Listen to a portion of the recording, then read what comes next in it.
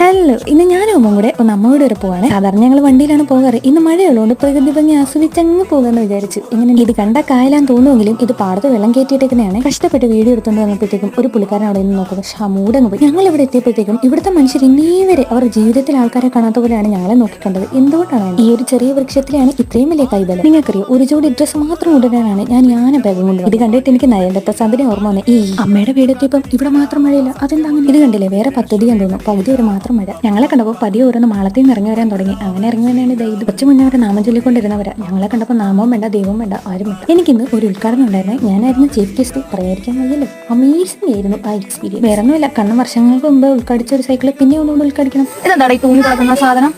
ഇതിപ്പോ പുതിയ മോഡലാണ്.